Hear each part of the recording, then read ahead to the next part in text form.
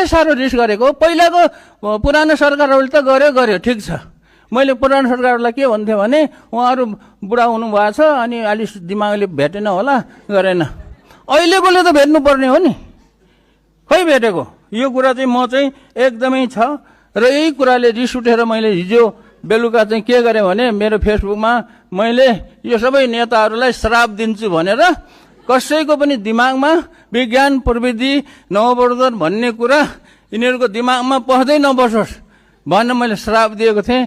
त्यो चाहिँ रिसको झोकमा गरेको हो। माफी चाहन्छु।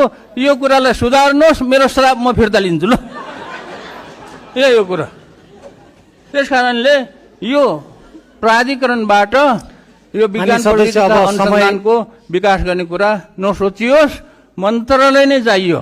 मन्त्री चाहिँ एकदम जान्ने त्यो विषयको धुरन्धर को छ छानेर ल्याउँ।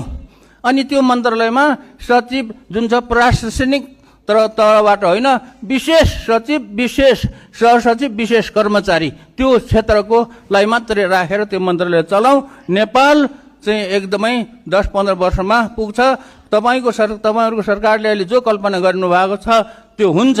भएन भने 10 वर्ष त चलाउला रासोपाले, त्यसपछि फेरि अहिलेको जस्तो कुनै आन्दोलन हुन्छ अनि जान्छ। किनभने अर्थतन्त्र बन्दैन, विज्ञान प्रविधि नभइकन अर्थतन्त्र बन्दैन। बनाएर देखाउनु हुन्छ भन्ने कुरा पनि म विश्वास गर्दैन। संसारमा कसैले पनि विज्ञान प्रविधि अनुसन्धान नवप्रवर्धनलाई प्रयोग नगरिकन अर्थतन्त्र बनाएकै छैन। संसारमा नभएको कुरा नेपालमा बन्छ। धन्यवाद। साथीहरू यो भिडियोलाई एक लाइक गर्नुहोस् त। अनि तपाईँहरू मेरो युट्युब च्यानलमा नयाँ हुनुहुन्छ भने चाहिँ सब्सक्राइब गर्नु होला है।